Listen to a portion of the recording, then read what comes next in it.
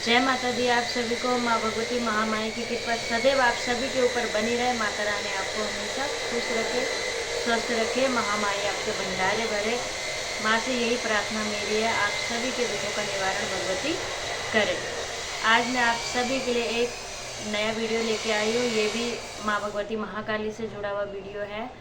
देखिए, जब भी भगवती की ऊर्जा मतलब काफ़ी टाइम हो जाता है हमें पूजा पाठ करते हुए, माँ के लिए बहुत ही ज़्यादा श्रद्धा होती है और पूजा पाठ मंत्र जाप करते हुए बहुत ही ज़्यादा टाइम हो जाता है। तो एक समय ऐसा आता है कि भगवती की सवारी हमारे शरीर में प्रवेश करने को होती है। ऐसा नहीं है कि भगवती की सवारी शरीर में प्रवेश नहीं होती है, भगवती की सवारी शरीर में प्रवेश होती है। ये भी एक माँ भगवती का आशीर्वाद के रूप में हमारे लिए, ये भी एक आशीर्वाद माँ भगवती का हमारे लिए होता है।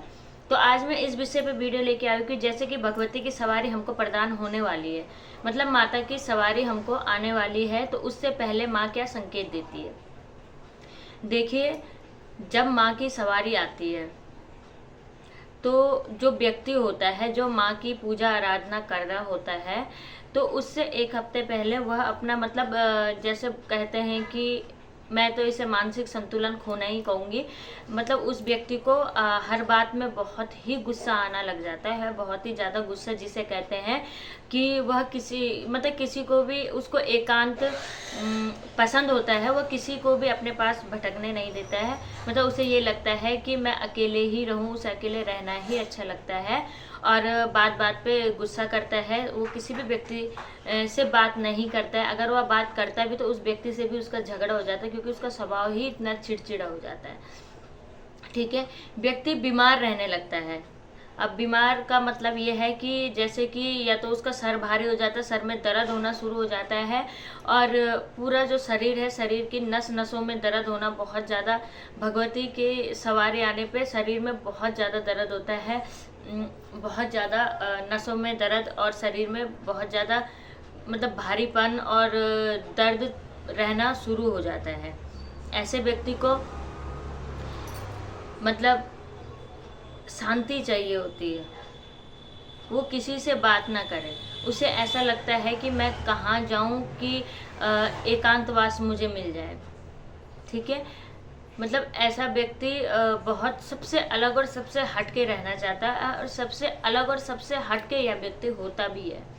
ठीक है, जिसपे माँ भगवती की सवारी आती है, माता जिनके ऊपर आती है माँ भगवती महाकाली खासकर, ठीक है, वह व्यक्ति हजारों व्यक्ति में से सबसे ज़्यादा अलग व्यक्ति होता है। उस व्यक्ति का तेज ही इतना हो जाता है कि उसके सामने मतलब कोई टिक ही नहीं पाता है, या यूं कह लीजिए कोई बात कर ही नहीं सकता है। ये भी माँ भगवती की प्रचंड ऊर्जा उसके ऊपर अंदर समा जाती है। ठीक है, जब व्यक्ति, अब ये तो लक्षण है कि आने वाली है भगवती, दर्द होना, कंधे भारी होना, सर घूमना, सर चकराना, है ना, ये सब तो लक्षण है कि माँ भगवती की सवारी आपके ऊपर आने वाली है। मगर जब माँ की सवारी आती है जिस भी व्यक्ति के ऊपर, तो उसको कैसा महसूस होता है। हर कोई सोचता होगा कि जब माँ की सवारी आती है, ये लोग इतने अनियंत्रित हो जाते हैं, मतलब न अगल देखते न बगल देखते। तो ये अनियंत्रित होना मतलब ये एक नेचुरल चीज़ है, मैं ये कहूँगी माँ भगवती की देन है। वह व्यक्ति सच में अपने इंद्रियों पे, अपने हाथ पैरों पे, अपने शरीर पे वश नहीं रख सकता है, जिसके ऊपर माँ भगवती महाकाली की सवारी आती है। जब भगवती की सवारी पहली बार शरीर में प्रवेश करती है, तो भगवती की सवारी वैसे ज़्यादातर आंखें ही बंद करके आती है और वैसे भी मस्तिष्क में, और ऐसा लगता है कि सामने बिल्कुल अंधेरा छा गया है, बिल्कुल ही अंधेरा छा गया है, सामने कुछ भी नहीं दिखता है। और जो हमारी ये बॉडी है, इसमें कंपन शुरू हो जाती है। कंपन इतनी तीव्र गति से होती है कि पता ही नहीं चलता हाथ पैर किस हिसाब से हिल रहे हैं, और हाथों की पैरों की जो मुद्राएं हैं वह अलग अलग प्रकार से होने लग जाती है, जैसा कि हम कभी सोच नहीं सकते हैं। ऐसी ऐसी मुद्रा इंसान करना शुरू कर देता है। हाथों की, पैरों की, आँखों की, जिह्वा की, शरीर की, बाल हिलाना, मुंडी घुमाना, मतलब अलग अलग प्रकार के सिम्टम अपने अपने देवी देवताओं के हिसाब से होते हैं। मतलब इस प्रकार की अजीब अजीब सी हरकतें वह व्यक्ति करने लगता है, चाहे वह मेल हो चाहे वह फीमेल हो, जिसके ऊपर माँ भगवती की सवारी आती है। ठीक है, और हमें लगता है कि यार ढोंग कर रहा है। ज़्यादातर लोग तो इसको ढोंग ही मानते हैं, जो भगवती में श्रद्धा रखते हैं, जो भगवान में विश्वास रखते हैं। कई लोग इसको पूजनीय मानते हैं, कई लोग इसको ढोंग मानते हैं। देखिए, मैं ये नहीं कहती कि कोई ढोंग नहीं करता, पर मैं ये भी नहीं कह सकती कि सब ढोंग करते हैं, और ये भी नहीं कह सकती हूँ कि ढोंग होता क्या मिलेगा किसी को अपने शरीर को इस प्रकार से घुमा के, हिला के और चिल्ला के।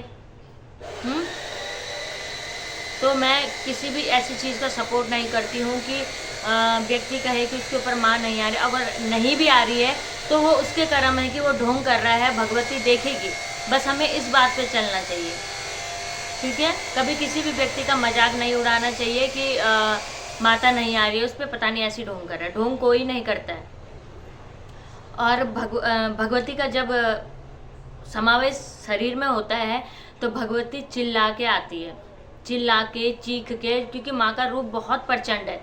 तो माँ भगवती हमेशा किलकारी मार के आती है, बहुत ही प्रचंड रूप से किलकारी मार के, बिल्कुल डरावनी वह व्यक्ति की छवि हो जाती है, डरावनी हरकतें वो करने लगता है। इस प्रकार से भगवती की सवारी आती है। ठीक है, अब मैं इसमें ये बताऊंगी कि कब तक हमेशा ऐसे ही, मतलब क्या ये व्यक्ति हमेशा ऐसे ही ना था। देखिए,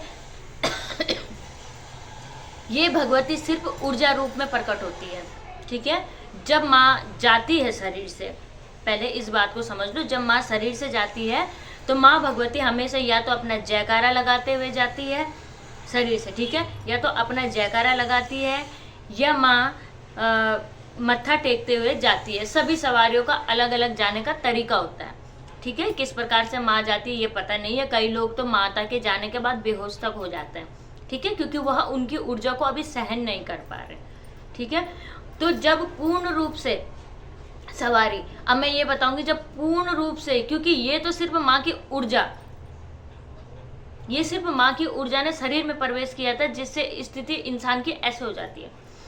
जब पूर्ण रूप से भगवती की ऊर्जा आपके शरीर में समाहित हो जाती है तो फिर आप चाहें, अगर भगवती को कहें कि भगवती मेरे शरीर में प्रवेश मत करना, आप मेरे अंग संग हमेशा रहना। ठीक है, जब पूर्ण रूप से भगवती की सवारी शरीर में प्रवेश हो जाती है पूर्ण रूप से, ठीक है, तो तब भगवती की सवारी शरीर पे खेलती नहीं है।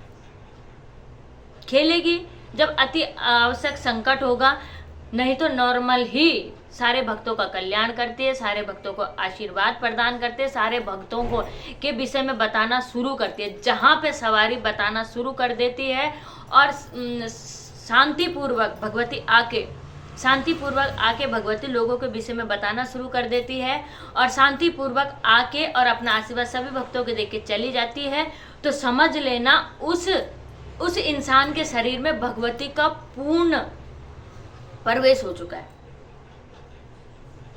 जब तक व्यक्ति नाचता है, कूदता है, लोग इस चीज को ऐसा समझते हैं कि सवारी खुल के आ रही है। जी नहीं, वो सवारी खुल के आना नहीं होता, वो सिर्फ भगवती का प्रवेश होता है, ऊर्जा मात्र आपके शरीर में आती है। सवारी पूर्ण रूप से तब खुलती है जब सवारी अपने आप में शांत हो जाती है, स्थिर हो जाती है और लोगों के विषय में बताना शुरू कर देती है और उसको आभास होने लग जाता है क्या है कैसा है। व्यक्ति लोगों के विषय में बताना शुरू कर देता है, व्यक्ति लोगों को आशीर्वाद देना शुरू कर देता है, जो आशीर्वाद फलित हो जाता है, उसको कहते हैं भगवती की पूर्ण सवारी आना। आज के वीडियो में मेरा इतना ही था कि सवारी किस प्रकार से आती है और कब भगवती पूर्ण रूप से शरीर में आ जाती है और भगवती के आने के से पहले के लक्षण क्या, भगवती आने के बाद क्या होता है। तो आशा करती हूँ आप सभी को ये वीडियो पसंद आया होगा। अगर आप सभी को ये वीडियो पसंद आया होगा तो please like, share and subscribe my channel. आज के लिए इतना ही। जय माता दी, जय महाकाल।